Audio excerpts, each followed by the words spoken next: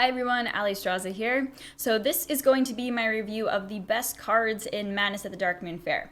I'm calling it a top 10, but I'll be honest, when trying to make this list of 10 cards, it was quite difficult, considering that a lot of the best cards are sort of dependent upon other cards, and they complement each other, they complement the archetype, so it's going to be a top 10, but I'm probably going to review other cards that go along with said card. These are cards that I think are most likely to be in the meta. I definitely have personal favorites that might not be the best, but this is going to be cards that I think will be in the best performing decks. I hope you guys enjoy, and make sure to leave a comment below letting me know if you agree with my choices and what are some of yours if I missed any. Let's start out with Deck of Lunacy. Yes, the 2-mana legendary mage spell that transforms all of your spells in your deck to cost 3 more, and they keep their original cost. So am I a lunatic for including this in a top 10 card list? Maybe. It's possible. But I really do think this card is actually going to be good. And I'm a mage player, so I gotta include one card from mage, because I will be honest, in general, mage did not get a lot of love this expansion. I think it's probably doubtful to say that a secret mage will be in the top tier decks, but the reason why I picked Deck of Lunacy is because the small minion mage that we saw that was really powerful in the meta before they nerfed Evocation was one of the best decks, and it clearly took a hit when Evocation was nerfed, but there is still a lot of power in that kind of a mage deck. Sorcerer's Apprentice is still an amazing card, which I wouldn't be surprised if got Hall of Famed someday or nerfed. And the package of playing a whole bunch of one-cost spells with Arcane Giants and Mana Cyclone, Shinvala, still seems like it would be pretty good. So this Deck of Lunacy, this card just makes all of the one-cost spells that you're adding in for the Mana Cyclone and that kind of stuff to just be higher value. Yes, it is random, but let's be real, you're not really playing mage decks without RNG, right? It just kind of goes with the class. So I did play with Deck of Lunacy in Theory Crafting, and I gotta tell you, a 4-mana Flame Strike felt pretty good. And the fact that you're going to be playing a whole bunch of 1-cost, 2-cost spells in this, the potential for high value plays for very cheap mana cost is likely. So I do think that Deck of Lunacy will be a good card in the meta because it fits the shell of the small minion mage. I guess I could actually talk briefly on would Deck of Lunacy go into Highlander Mage. Highlander Mage has always been, well, it's been my favorite archetype for a long time, and I'm not really sure if I would put this into Highlander Mage, because Highlander is usually, like, you want your spells for survivability. You play really powerful, high-value stuff in the late game, so to have your Frost Nova Doomsayer or Blizzard Rolling Fireball for survivability, all that stuff is pretty important, so I'm not sure if I would want to take the gamble to play Deck of Lunacy and lose those potential answers. And plus, I do think that the highest value from Deck of Lunacy comes from the fact that you're playing like 1 or 2 cost, 3 cost spells, where Highlander Mage can generally be more expensive. So if you randomly discover it in a Highlander Mage and you want to cast it, like, it probably would be decent to go for it, but for it to take a whole actual spot, that could potentially deactivate your Highlander cards as well, right? Like, if you're playing Zephyrus and Dragon Queen Alliestrasza, your Reno, if you, for whatever reason, Deck of Lunacy double copies of a card, that could turn off your Zephyrus, which would be really bad. Next up, we've got Kiri, Chosen of Elune, the new Druid legendary that is a 4-mana 2/2 that adds a Solar and Lunar Eclipse to your hand. Now, for me, I don't think there's any way that this card is going to not see play in the meta, just because I think that the Yogg spell Druid is so likely to be a good deck. Druid just has the tool set to be able to cast the spells, particularly the ramp spells that get you to cast Yogg sooner than your opponent could. It's just got the package of being a really good archetype, and Kiri fits into it really nicely. The Lunar Eclipse is obviously very good. It's, an answer to aggro and allows you to make some funky plays with the mana reduction. You could even get a free Solar Eclipse off by, answering a minion with the Lunar Eclipse. I do think the powerhouse of the card is definitely the Solar Eclipse, though. Being able to potentially cast an expensive spell for 2 mana is insane. So whether that be the new Cenarian Ward, gaining 16 armor instead of 8, and summoning a second 8-drop, or even another Guardian Animals could be really good.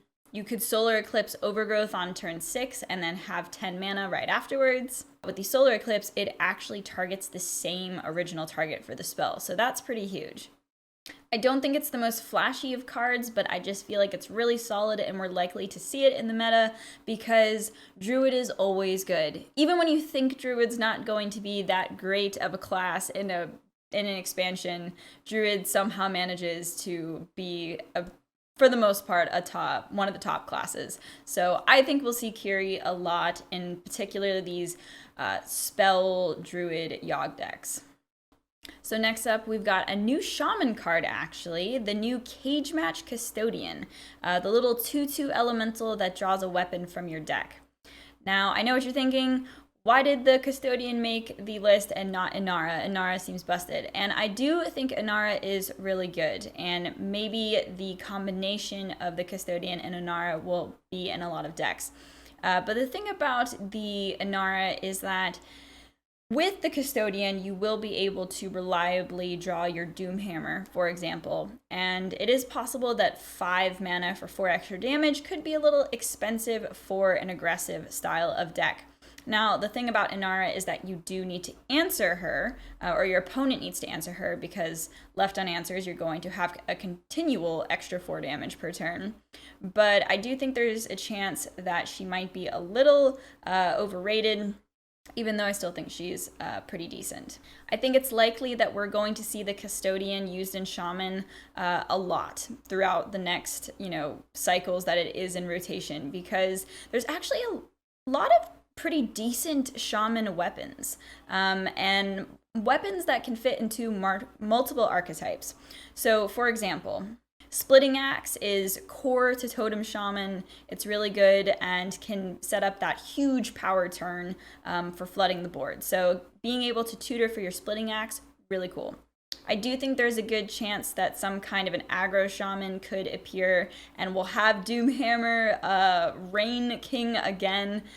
So obviously being able to tutor for your Doomhammer, that's a win condition, very powerful. The Fist of Rodden weapon is actually a really neat weapon for more control style of decks, and being able to just draw a card when you are a control deck and get this developed, shortly after you draw it, could be really powerful. I personally think that Bogspine Knuckles is a cool weapon. I'm not really sure if it's really found its perfect home, but I do think there's a lot of potential for Knuckles, and the Custodian would tutor for it. And of course, there is the new Whack-A-Knoll Hammer. Whack-A-Knoll Hammer weapon. The new 3-mana 3/2 after your hero attacks, give a random friendly minion +1/+1. When I first saw this card, I didn't actually think it was all that great, but I think it's actually decent, and it could fit into a minion-based style of shaman, whether that is a totem shaman or maybe it's just an aggressive shaman. A 3-mana 3/2 isn't the worst, and it does have an added benefit. So all in all, I do think Custodian is a pretty good card, and we're going to see it for a while, assuming that Shaman is actually a decent class. Next up is Blood of G'huun. And can I just say that Priest got the nuts this expansion. Other Priest cards are going to make an appearance in this top 10 list, but I think Blood of G'huun is warranted for a spot here because I think Big Priest is going to be good again. There's the new Idol of Yasharaj 8-mana spell that summons a 10/10 copy of a minion in your deck. That, with the combination of Blood of G'huun, Mass Resurrection, Vargoth, I think unless the meta is outrageously aggressive, and even then, Priest does have tools to answer aggression, but I think there's a good chance that Big Priest could be making a serious comeback here, and mostly because of Blood of G'huun. Blood of G'huun just fits so perfectly into the Big Priest deck because it does exactly all the things that Big Priest wants to do. it wants to have high value defensive cards, and it is a taunt, so you are able to pull this from the deck or drop this on turn 9, and hopefully not die to aggro, because usually by that time, if you're dropping something super expensive, there's always the risk that, you know, the aggressive or mid-range deck has put so much pressure on you. So it is defensive, and it also summons a copy of another potentially high value card from your deck. So it literally is doing the effect that the deck needs, as well as being a great card for the deck itself. So I think Big Priest could be making a serious comeback specifically because of this card, and that's why it makes my top list. Moving on to rogue cards. Now, I had a really tough time deciding which of the rogue cards I was going to pick as like the official one that I'm adding to this list, and I picked Swindle. And that is because I think Swindle is going to be basically in every rogue forever from this point forward until it rotates out of standard. 2 mana, draw a spell, and tutor and combo, draw a minion. Being able to tutor for a specific minion that you might need. Like, this card is just... I just don't see a world where a rogue, any type of rogue, wouldn't want to play Swindle. It's cheap, it's card draw, it's just really good. Now, the two other cards that I was stuck between were Tenwu and Foxy Fraud. Now, I do think Foxy Fraud is really good, so these are notable mentions in conjunction with Swindle here. Foxy Fraud seems obviously very good and can enable some really crazy stuff, particularly early game with combo cards like Edwin. I do think there is a chance, don't annihilate me in the comments, but I do think there's a chance that Foxy Fraud might be a little overhyped. It's very good. Now, but the question is it so good? Is it high enough value to add into rogue decks over something else? And it might be a very obvious, yes, it is that good. But I think there's a chance that it's just being a little overvalued. So that is why it didn't officially make my top list here. Now, on the topic of Tenwu of the Red Smoke, the 2 mana legendary 3/2, return a minion to your hand, and it costs 1 this turn. Basically, Brewmaster Shadow Step conjunction. I do think Tenwu is actually really good. This might deserve its own spot. You know, there are most likely going to be Yogg-Saron rogue decks being able to, you know, bounce another Yogg to your hand. Obviously, pretty decent. Now, there is Shadow Step obviously already in the mix, so maybe this is just a win more card. It is possible, but I still think that it's got, you know, it's a decently statted 2-drop with an effect that is just probably good. What you bounce a Jandis. I mean, again, the argument is that you already have Shadow Step in Rogue, and Shadow Step is a little bit more flexible because it's free. You can combo it with combo cards more easily, etc., etc. So maybe it's a win more card, but I personally think that Tenwu is a good addition to Rogue, and we'll see how useful it really is. So I paused for a moment, thought about it some more on Foxy Fraud. And yes, actually, I do think it's insanely good. A free 3/2 combo activator in a tempo rogue. There's no way this card is going to be bad. So how about we call this the Swindle / Foxy Fraud spot in my top 10 list. Next up is the new Priest Legendary, the 4-mana 4/4, the nameless one that battle cries, chooses a minion, becomes a 4/4 copy of it, and then silences it. Oh man, Priest is just the most annoying class in the world, is it not? Yeah, this card is bonkers, honestly. 5-star, 10-star, bajillion-star card in my eyes. I think that I would even want to have this in Big Priest, pretty much any Priest. It's cheap enough. 4-mana 4/4 is good stats at 4 mana, good enough stats, and it's just an answer and value to add to your board. Like, it's so insane, and I'm almost a little mad that Blizzard gave Priest this card. But yeah, I mean, it's nuts. I don't know what else to say about it other than, you know, silence effects. Like, obviously we lost Spellbreaker in the standard meta, so silence effects are kind of hard to come by. Obviously, there's the 0-mana Priest Silence, but no one really runs that in their main list. I guess there are polymorphs and hexes, like shaman and mage have access to that kind of stuff. But the Nameless one is a great addition to pretty much, I think, all kinds of priests.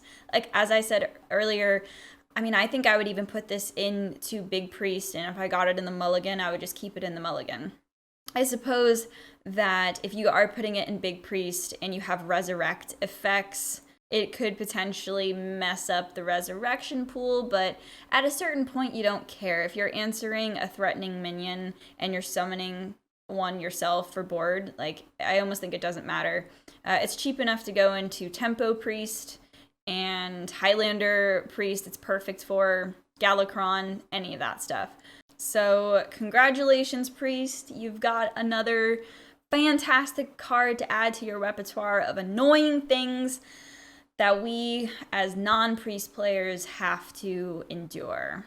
I play Priest sometimes. I guess I'm gonna have to play Priest at this point with all the insane stuff that they're getting in Madness at the Darkmoon Faire. Next up, we're going to talk about Secret Hunter. And there are 3 really notable cards that we're going to discuss. Rinling's Rifle is going to take the official spot on the top 10 list here, and it is the new legendary weapon that is after a hero attacks, discover a secret and cast it. The next one I want to talk about is Petting Zoo, which is summon a 3/3 Strider, repeat for each secret you control, as well as the little 1-drop Mystery Winner, which is Battlecry, discover a secret. So Rinling's Rifle is going to, again, take the cake for the official spot. Having a weapon that gives you the option of a discover effect to pick the best situational secret and cast it is just a really good combination of stuff for Secret Hunter. And that's why I think it is probably the best card of the package. However, I do think that, Secret Hunter generally needs a big board enabler, which Petting Zoo will be. We can compare it to the Spellstone that we saw in the previous metas. I think it was the Emerald Spellstone that summoned 3/3s for each secret if you upgraded it. So that obviously enabled a very good secret archetype for Hunter, and the Petting Zoo, I think, is extremely comparable to that card. Hunter secrets in general are pretty good value for their mana cost. Mage secrets are, sometimes it just doesn't feel too great to hard cast a mage secret some of the time, but Hunter is in that really sweet spot of 2 mana, and usually the effects are pretty good for the Secret Hunter archetype, right? They're generally secrets that add to your game plan of aggression. So whether that be Explosive Trap or even the new secret, which is Open the Cages. We could mention Open the Cages as well, which is when your turn starts, if you control 2 minions, summon an Animal Companion. You play Animal Companion in your deck anyway, right? And generally, come on, 3 mana summon Huffer. This is 2 mana summon Huffer. Has to be decent, right? And I don't think it's that difficult to have 2 minions starting out. There's the Wolf Pertinger, and Snake Trap. I think there are ways to get this secret enabled, but it doesn't technically make the top 10 list because people could, I guess, play around it. But anyway, Rinling's Rifle seems like a great weapon for this archetype, and presuming that Secret Hunter is placed well in the meta, we're going to see a lot of these cards. Next up, I'm going to discuss Bladed Lady, the new Demon Hunter card that is a 6 mana 6/6 with Rush, and it costs 1 if your hero has 6 or more attack, and it's a demon. Bladed Lady, I think, takes the spot over Elginoth. I was really caught between Elginoth being the 4 mana 2/6 legendary with lifesteal. Your lifesteal damages the enemy hero instead of healing you. So I was really stuck between these two of which one I think is the best for this list. And I think Bladed Lady is going to take the win for me. It is not that hard for Demon Hunter to get their hero attack up to 6. You have the Marrow Slicer already being 4 attack.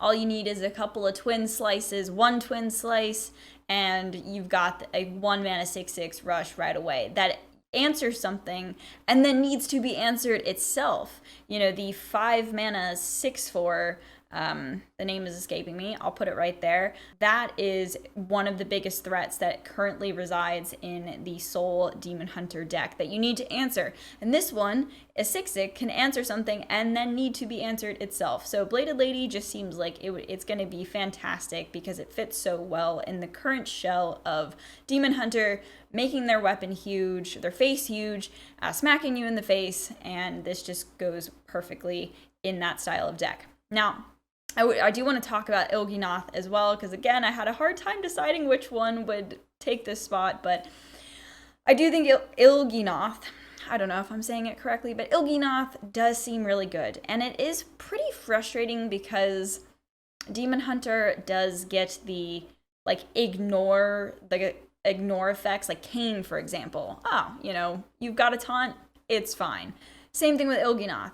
You could have the Eldrachi Warblades and attack into a minion, okay? That's a taunt, and still have face damage, or get that face damage from the attack. So I could see this card being annoying, and I do not think that you need to build a lifesteal deck around this card. I think it's a 4-mana 2/6 that is just a useful addition to your Eldrachi Warblades deck, which is probably going to be the Soul Demon Hunter deck. It doesn't seem that hard to generate an insane amount of damage in the late game, because you can, if you have the Warblades equipped, you can, presuming there's no taunt in the way, you can attack their face for 10 plus damage and get it doubled, which could be upwards of 20 damage quite easily. So obviously that's in the later game, but I do think Demon Hunter is going to be still one of the best classes in the game. Moving on to Priest again, Palm Reading is a new 3-mana spell that discovers a spell and then reduces the cost of spells in your hand by 1. Discover spell effects are very powerful. We see that with Renew, and the fact that this discounts the mana of all your spells in your hand is pretty bonkers, in my opinion. I wouldn't be surprised if this is one of the best Priest cards for a long time. I think this is likely to be in all different archetypes of Priest spells, whether that be a big Priest or a Tempo Priest, Galakrond, Highlander, many different kinds of archetypes of Priests. I think this will just be included probably in all of them, with the exception, I suppose, of some very heavy minion-based decks. I suppose that wouldn't go in this. But even at that point, it wouldn't be too bad because you get to discover a spell. And I do see the potential of a lot of chaining happening with this. Palm Reading could discover itself. You could keep reducing the cost of your hand. You could have a Renew in your hand that becomes free. You could discover another one with Palm Reading. I could see some really crazy turns happening because of this card. I chose Palm Reading as the slot close to the end here for the top cards because I do think it is the most flexible, but I do want to take the time to talk about Nasmani Bloodweaver as well, because this also was potentially the card that I was going to put in this slot. This card is so good. 3-mana 2/5 in stats is so good, and it fits perfectly into the Veil Weaver, Shell, Tempo Priest, Pyromancer, Apotheosis.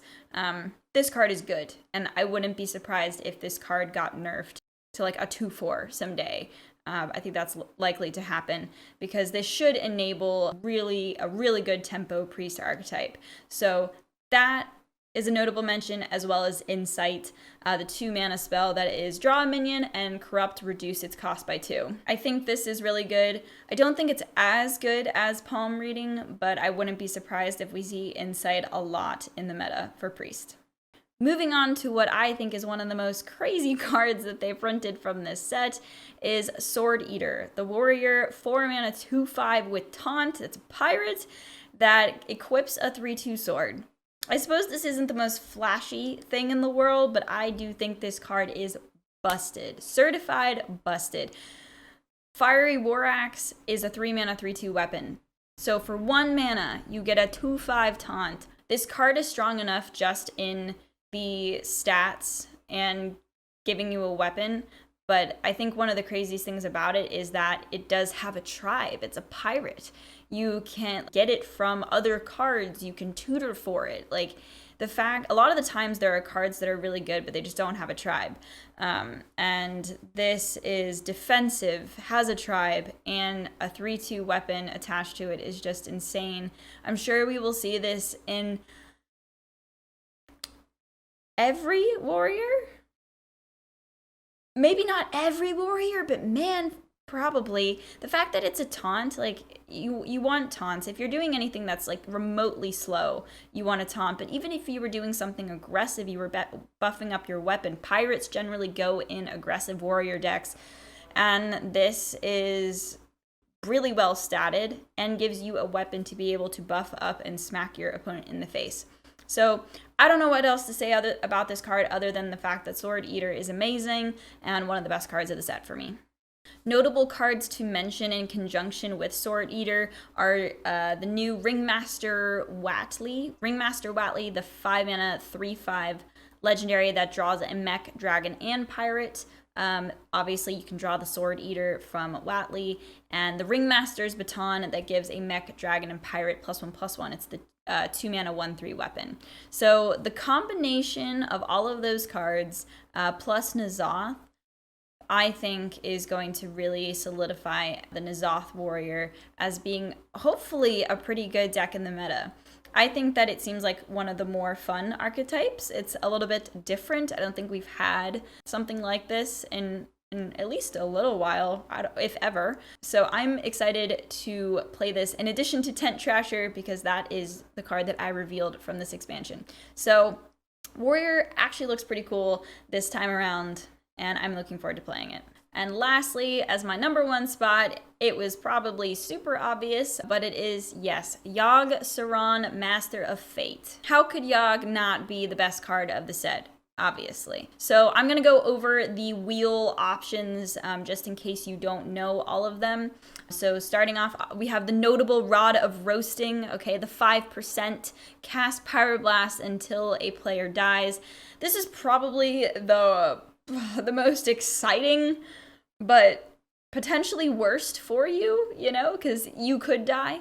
The other fates, the other options in the wheel are mostly going to put you at a huge advantage, but the Rod of Roasting, it's a gamble, but it's only supposed to happen 5% of the time, right? So cue all the 5% memes. There is the Hand of Fate, which fills your hand with random spells. They cost 0 this turn. Could give you a huge swing. Maybe it is a good idea. Like, we'll have to learn how to play well with Yogg, right? Because, you know, maybe you want to, try and empty your hand just a little bit, just in case you do get the Hand of Fate and you want to make use of, or have the hand space to make use of the free spells. There's the Curse of Flesh. Fill the board with random minions and then give yours rush. This one seems like the other one that could potentially go the wrong way if you get a little unlucky. Obviously, if your minions have rush, you can dictate what trades you want to make, and you could play Yogg when they have more of a full board and you don't.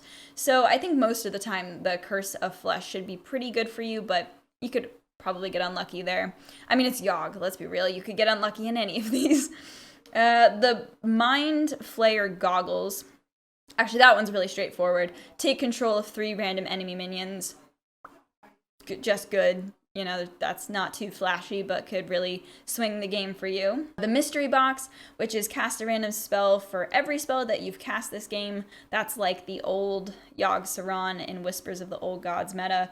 Targets chosen randomly, of course. Most of the time, the Mystery Box is going to draw you cards, probably clear the board, and honestly, Mystery Box is, that's the most Yogg of all of the options here, and it's a roll of the dice.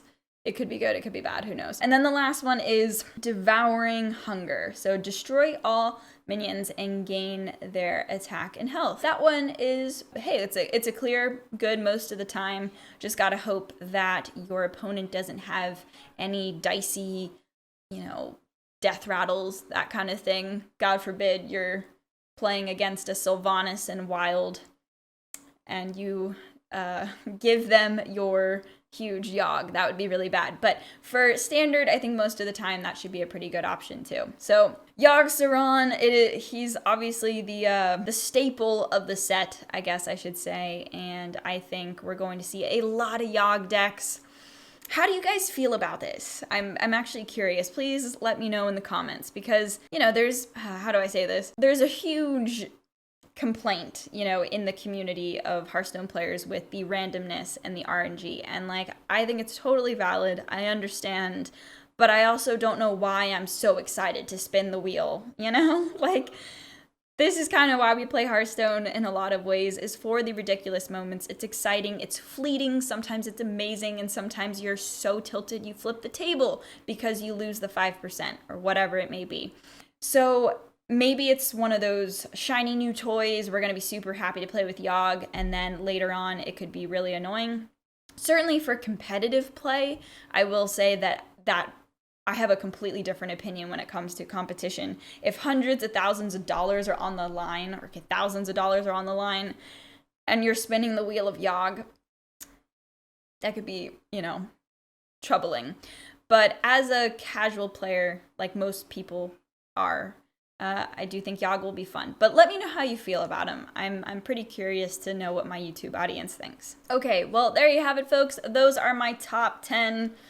Really, it was more than 10, but those are my top cards, best cards of Madness at the Darkmoon Faire. I hope you enjoyed my review. Let me know if you agree with me, disagree with me. It's totally fine. If you did like the video, please consider subscribing to my channel and maybe giving the video a like to boost me up in the algorithm. I would appreciate that. But I hope you guys have a great rest of your day, and I hope you all have a great time playing the new expansion, as well as the new duels mode. I didn't talk about duels that much in these past few videos, but I still am loving the new Hearthstone duels, and obviously it's going to be shooken up with the new Madness of the Darkmoon. Madness at Darkmoon Faire cards are going to be added to duels, which should be very fun as well. I need some coffee. Anyway, hope you guys enjoyed the video. I'll see you later.